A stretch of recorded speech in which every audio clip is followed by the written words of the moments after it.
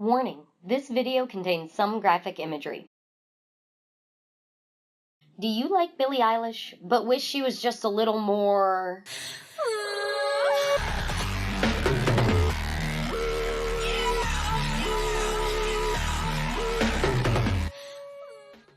Well, let me introduce you to Ashnikko. There will be a time-lapse of a painting I did of her going on in the background. I normally don't directly paint over a photo for a portrait, but I was having a lot of trouble with sketching my own. I just wanted to get something out there to celebrate this artist. So first, who is Ashnikko? Her name is Ashton Casey, and she moved to Latvia as a teen with her parents. And that was a really challenging time for her. So she began to get into music, and she was traveling back and forth from Latvia to London for her music career. Eventually somehow met up with Odd Child Music. That's about as basic of a bio as you can get, because that's not why I'm here. I'm not interested in her so much because of her experience in Latvia, though it's very cool and unique, and not a lot of people can say that they lived in Eastern Europe and developed a music career there after living in, I think it was North or South Carolina. The reason I'm really interested in Ashnikko is because she is a literal trash fire. What I found really interesting was when I went to go find the Urban Dictionary definitions, I can definitely agree with the first one. I think that describing Ashnikko as a hot mess is very appropriate. And I promise, I don't mean that as an insult. I definitely think that that is part of her brand. Being a trash fire is working for her. And I want to explore a little bit of why I think that is. However, when I looked at the second definition of trash fire, it read music that, while catchy, has no real value or depth. It's fire, but in the same way it fulfills a basic need for music, but it is not rich or lyrically inspiring. I don't agree with this at all, and I think it's interesting that the two different definitions were directly contrasted, because while Ashnikko is presenting herself as this chaotic dumpster fire, on the other hand, her music really does hit something with me. I enjoy it a lot. I don't want to get hit with a copyright strike, so I won't be playing more than a second or two of it for you guys here in this video. In general, her music is catchy as hell, but it does not lack the value or depth that this particular definition is implying. Ashnikko reminds me of, as I said before, a much harder Billie Eilish, and on the other side of the spectrum, a softer D. Antwoord, or a less political Little Big. Though, I think that all of them share a certain fascination with the grotesque. And if you haven't noticed yet, there's a bit of a theme for all of the clips that I've been showing, even those from other artists. I personally struggle with disordered eating due to anxiety, and it was actually pretty hard to edit this video. Ashnikko in particular uses the act of vomiting as a performance piece, and I know that's not new, and I know you can come up with a million examples of other people who have done it in different ways or in the same ways. But for some reason, the way that she uses it, not just as an aggressive act of physical discomfort and rejection, I'm fascinated by the portrayal of throwing up throughout her work. Not only does she use it as a weapon, like many other artists do, where it is meant to be some sort of barrier between the audience and the subject of the media, or between the subject and another character or some sort of conflict, and yet she frequently uses it just aesthetically, and I think this particular clip is incredibly powerful. Look at the way she smiles here. It's like she's letting you in on the joke, kind of subverting the naturally repulsive tone of throwing up. It becomes almost something that makes the audience more sympathetic without it weakening her. So it's not like a depiction of some sick boy being comforted by his mother, throwing up in the bathroom or something like that. It is just a part of her performance, and the audience in my mind, is meant to connect with her through that, which I think is a little bit unusual.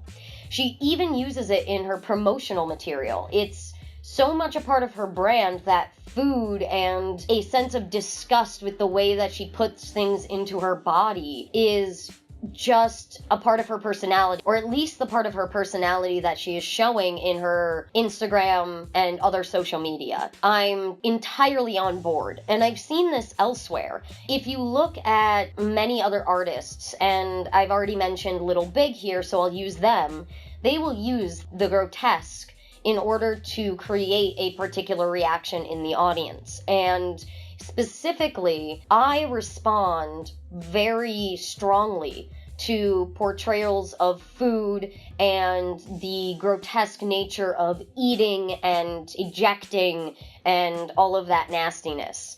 And while that is a very personal reaction, and that belongs to me, and I can't necessarily speak for others, I think that the way that Ashnikko handles this is more interesting than the pure shock value that, say, D'Antwoord and Little Big would use it for. I think Billie Eilish kind of gets this, where she isn't necessarily using it, again, as a weapon, but rather as something to draw the audience in and make you sympathize with her, as you see with the black goopy eye thing. Ashnikko is alternating between the two, between throwing up and food as something to use for shock value and to push the audience into a sense of tension and disgust and rejection. And on the other side, as I said, she uses it to bring you in on the joke. She knows she's disgusting, and I feel like she wants you to accept that level of disgust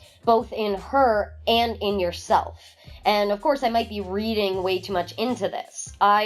Honestly, I'm not sure how much thought she's put into the throwing up in all of her material, but it just seems like it is such a critical part of her performance in all levels, from the music to the behind the scenes. Showing herself being incredibly human and physical is something that appeals to me, and I believe appeals to others. And as an artist just starting out, even though I'm in an entirely different field, Ashnikko is really inspiring.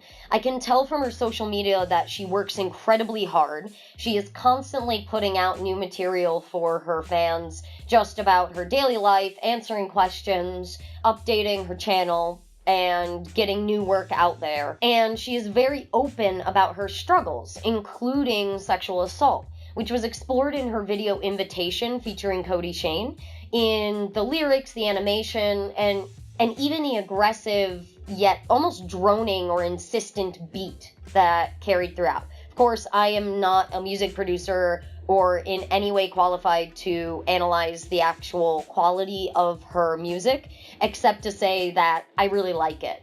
And I think other people are starting to pay attention to her a little bit more as well. When I started following her, she had about 1,000 subscribers on YouTube. I had found her through this jaded pancake music video with a bouncing panther head, and my husband and I loved it. And then we found a couple of other videos, like her rapping over Girly. Then all of a sudden, she deleted half of her videos and re-uploaded them and had new production value. And it just seemed to be this revitalization of a career that wasn't necessarily set in stone beforehand. And now I can see that she is on a steady rise, which is really cool to witness live. She has over 3,000 subscribers now and recently signed her first digital EP with Digital Picnic / Parlophone. I don't even know this lady. I don't know her at all. And I feel proud watching her get recognition and put out quality content. I also think she's going to be touring with Girly in the UK in April, so she's also getting exposure in shows, and that is just so exciting, despite the fact that, again, I don't know her. I don't get into fandoms very easily these days after the many embarrassing experiences that I am only now kind of accepting. And so to get back into fandom in this way, even if it's just one artist who seems to really get my fascination with the grotesque, and an artist who seems to just not be there for anyone but herself, it's just been fun. And I really hope that anybody who watches this ends up checking out Ashnikko. And even if you don't like the content or the music, I think that we can all respect a very hardworking young artist doing her best to be a positive influence, even with very edgy music. I really hope that it is self-aware edge, and I hope that she's not just being pure shock value and trying to be the hardest, edgiest girl in London, because right now it feels very genuine. I also hope that you guys all check out her channel and enjoy some of her music, if not all of it. In the end, this has been Emily vs. Art, and have a great one.